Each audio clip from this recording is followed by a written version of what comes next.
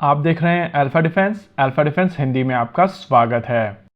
आज के इस वीडियो में हम लोग बात करेंगे टर्की के बारे में और एनालाइज करेंगे कि कैसे पिछले कुछ समय में टर्की ने काफी तेजी से डिफेंस के ऊपर काम किया है। इसके अलावा इस वीडियो में हम लोग इसको भारत के साथ में कंपेयर करेंगे और समझने की कोशिश करेंगे कि भारत की गलतियां कहाँ हो रही हैं। शुरुआत करेंगे हम लोग टर्की के 5th जनरेशन फाइटर जेट से। TFX को टर्की की तरफ से नाम दिया गया है कान और इस समय इसका पहला प्रोटोटाइप ऑपरेशनल है।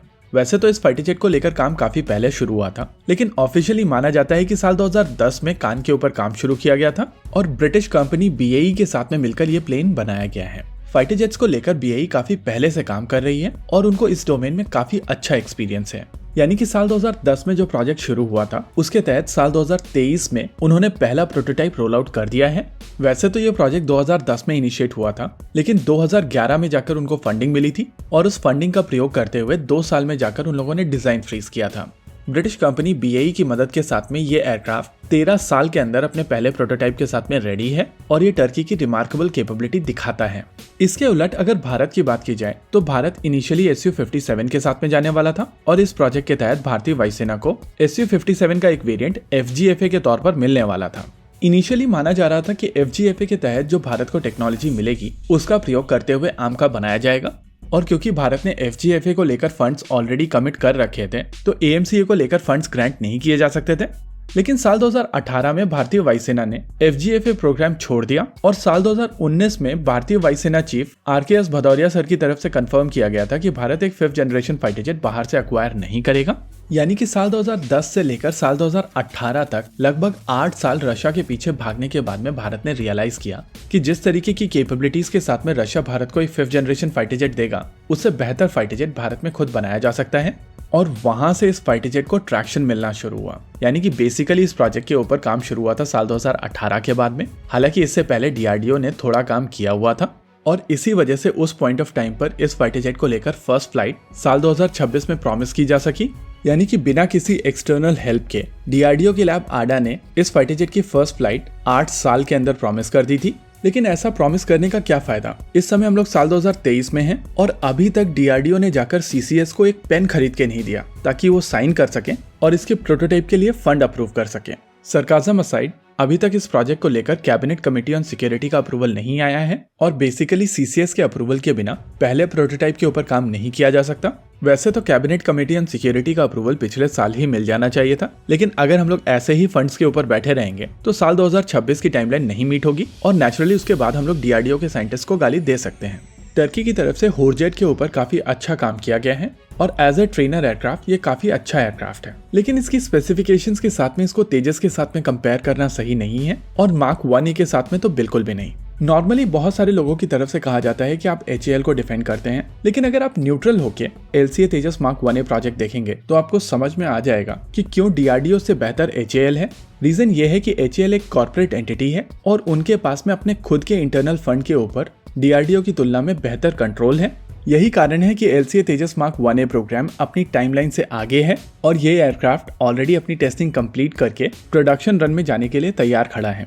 ड्रोन्स की अगर बात की जाए तो वहां पर भी टर्की ने काफी बेहतरीन काम किया है। बायरेक्टर TB2 और बायरेक्टर TB3 बहुत ही बेहतरीन प्रोजेक्ट्स हैं, लेकिन इनिशियल TB2 जब इंडक्ट किए गए थे तो ना ही इन ड्रोन्स के पास में ऑटोमेटिक टेक ऑफ और लैंडिंग कैपेबिलिटीज थी और ना ही इनके पास में सैटकॉम थे। लाइन ऑफ साइट पर ऑपरेट करते हुए ये ड्रोन थियोरेटिकली काफी ज्यादा वल्नरेबल थे। इनफैक्ट शुरुआती दौर में टेस्टिंग के दौरान एक TB2 क्रैश भी हुआ था, लेकिन इन सभी चीजों को दरकिनार करके उन्हीं कैपेबिलिटीज के साथ में TB2 को टर्किश फोर्सेस ने इंडक्ट किया था और इसी वजह से आज TB2 के साथ साथ अकिंजी जैसे प्लेटफॉर्म ये कंपनी बनाकर दे रही है।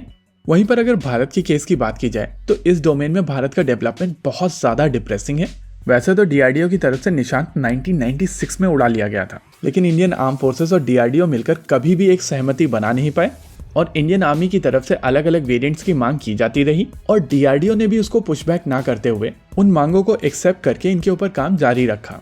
निशांत के बाद में पंछी आया, पंछी के बाद में रुस्तम 1 आया, रुस्तम 1 के बाद में रुस्तम 2 आया, लेकिन किसी भी सिस्टम को भारतीय सेना की तरफ से इंडक्ट नहीं किया गया। इनफैक्ट रुस्तम 2 के ही 3 अलग अलग वेरिएंट आए थे, रुस्तम 2, रुस्तम H और तपस BH201। वैसे यहाँ पर DRDO को भी क्लीन चिट नहीं दी जा सकती है। जब आर्मी की तरफ से अलग अलग स्पेसिफिकेशंस दी जा रही थी तो DRDO ने काफी आराम से उनको एक्सेप्ट किया और नए प्रोजेक्ट्स के ऊपर काम करते चले गए।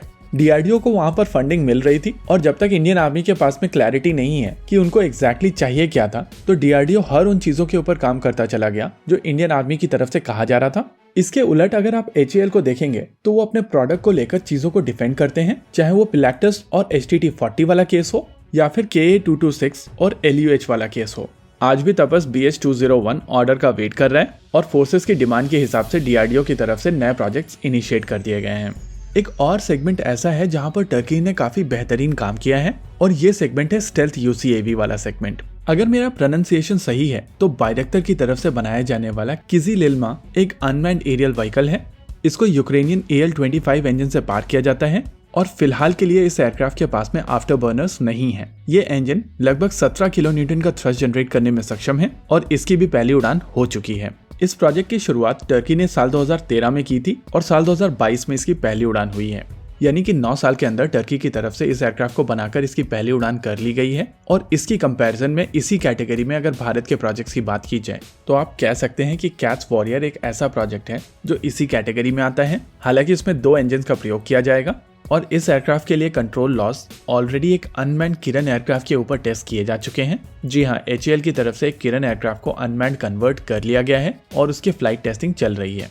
वैसे भारत का कैट्स वॉरियर प्रोग्राम साल 2019 में इनिशिएट किया गया था और इसके ऊपर बेसिक काम साल 2020 के आसपास शुरू हुआ था। टर्की के अगले प्रोजेक्ट की बात की जाए तो वो भी काफी इंटरेस्टिंग है और ये प्रोजेक्ट है आंका 3।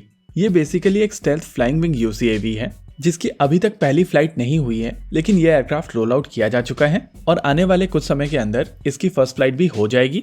और इसके तुलना में अगर भारत के प्रोजेक्ट की बात की जाए तो वो स्विफ्ट होगा। हालांकि स्विफ्ट की पहली उड़ान हो चुकी है, लेकिन आंका 3 की तुलना में स्विफ्ट एक छोटा एयरक्राफ्ट है। और इन सभी कैटेगरीज को अगर आप कलेक्टिवली देखें तो कहा जा सकता है कि टर्की की तरफ से काफी बेहतरीन काम किया गया है।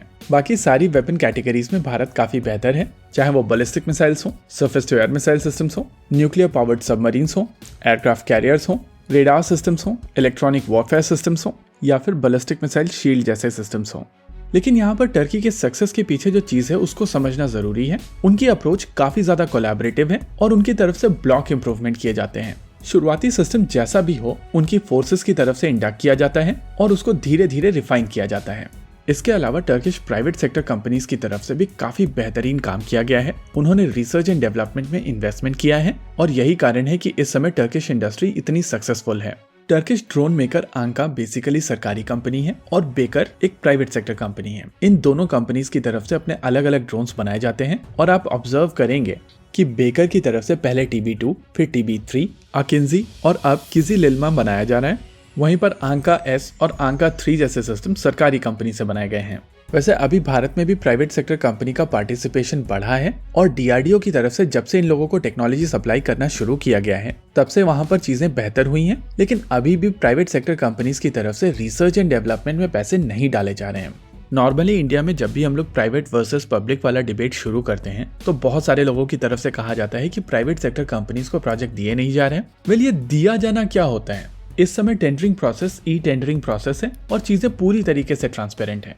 वैसे अगर किसी प्राइवेट सेक्टर कंपनी को इंटरनेट यूज करना नहीं आता है, PDF खोलना नहीं आता है या ईमेल भेजना नहीं आता है तो वो लोग हम लोगों को कांटेक्ट कर सकते हैं और हम लोग उनको गाइड कर देंगे।